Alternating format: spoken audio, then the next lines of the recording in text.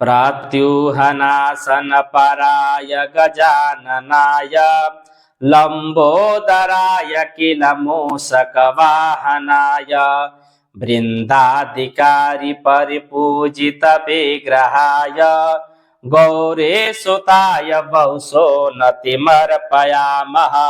प्रिय दर्शकों, जय विश्वनाथ। मैं आचार्य विवेकानंद पांडे काशी से भारतीय हिंदू स्त्रियों के लिए करवा चौथ का व्रत अखंड सुहाग को देने वाला माना जाता है। विवाहित स्त्रियां इस दिन अपने पति की दीर्घ आयु एवं उत्तम स्वास्थ्य की मंगल कामना करके भगवान चंद्रमा को अर्घ्य अर्पित कर व्रत को पूर्ण करती हैं। स्त्रियों में इस दिन के प्रति इतना अधिक श्रद्धा भाव होता है कि ये कई दिनों पूर्व से ही इस व्रत की तैयारी प्रारंभ कर देती है। यह व्रत कार्तिक कृष्ण पक्ष चतुर्थी तिथि को किया जाता है। चंद्रोदय व्यापिनी चतुर्थी तिथि में ही किया जाता है। यदि वह 2 दिन चंद्रोदय व्यापिनी हो या दोनों ही दिन न हो तो पूर्व विधा व्रत करना चाहिए, अर्थात पहले दिन करना चाहिए। इस वर्ष 2024 में 20 अक्टूबर 2024 दिन रविवार को यह व्रत पड़ रहा है।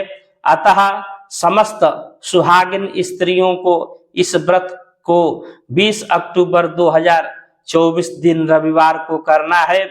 इस दिन चंद्रोदय रात्रि 7:39 पर होगा। अतः इस दिन चंद्रोदय के पहले गणपति आदि देवताओं का पूजन कर भगवान चंद्रमा का पूजन करें और उनको अर्घ प्रदान कर व्रत को पूर्ण करें। आइए इस व्रत के विषय में और सारी जानकारियां इस वीडियो के माध्यम से हम जानते हैं। करक चतुर्थी को ही करवा चौथ भी कहा जाता है। वास्तव में करवा चौथ का त्योहार भारतीय संस्कृति के उस पवित्र बंधन का प्रतीक है जो पति पत्नी के बीच होता है। भारतीय संस्कृति में पति को परमेश्वर की संज्ञा दी गई है। करवा चौथ पति और पत्नी दोनों के लिए नव प्रणय निवेदन और एक दूसरे के प्रति अपार प्रेम, त्याग एवं उत्सर्ग की चेतना लेकर आता है।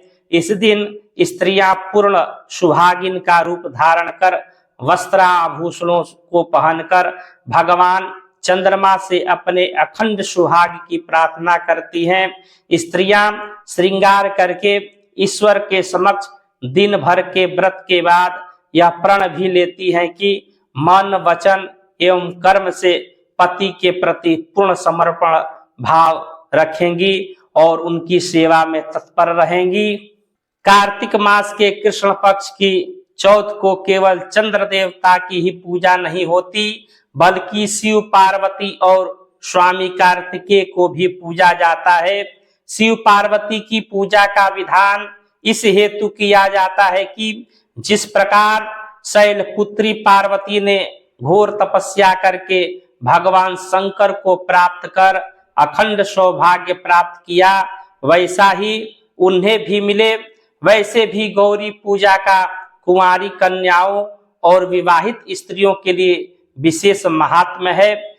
इस संदर्भ में एक प्रसिद्ध कथा के अनुसार पांडवों के वनवास के समय जब अर्जुन तप करने इंद्रनील पर्वत की ओर चले गए तो बहुत दिनों तक उनके वापस न लौटने पर द्रौपदी को चिंता हुई।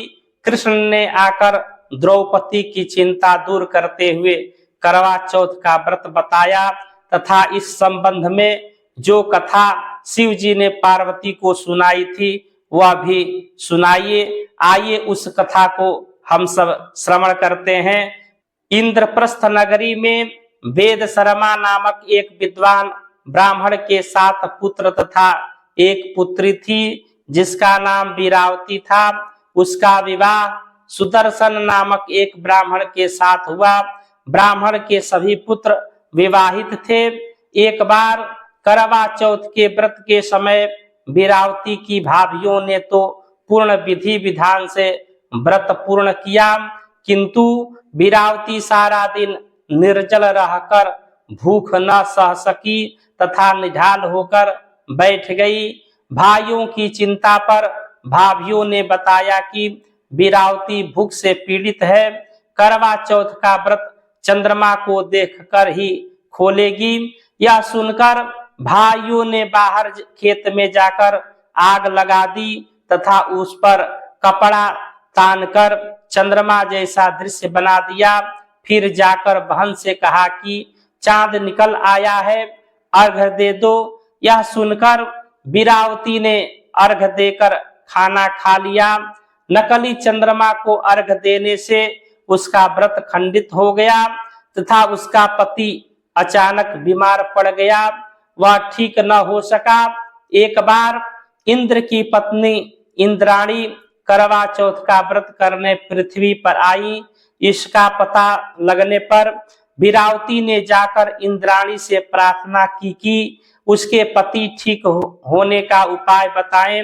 इंद्राणी ने कहा कि तेरे पति की यह दशा तेरी ओर से रखे गए करवा चौथ व्रत के खंडित हो जाने के कारण हुई है। यदि तू करवा चौथ का व्रत पूर्ण विधि विधान से बिना खंडित किए करोगी तो तेरा पति ठीक हो जाएगा। बीरावती ने करवा चौथ का व्रत पूर्ण विधि विधान के साथ संपन्न किया। फलस्वरूप उसका पति बिल्कुल ठीक हो गया। करवा चौथ का व्रत उसी समय से प्रचलित है। सभी करवा चौथ व्रती को हार्दिक बधाई एवं अनंत शुभकामनाएं। हमारे इस YouTube चैनल से अभी तक आप लोग नहीं जुड़े हैं तो चैनल को सब्सक्राइब कर बेल आइकन को अवश्य दबा दें ताकि हमारे द्वारा प्रस्तुत ज्ञानप्रद शास्त्रोक्त वीडियो आपको सर्वप्रथम प्राप्त होता रहे। अभी तक लाइक नहीं किए हैं तो वीडियो को लाइक तथा अपने इष्ट मित्र बंधु बांधवों के साथ शेयर अवश्य कर दें। जय विश्वनाथ, हर हर महादेव, नमस्कार।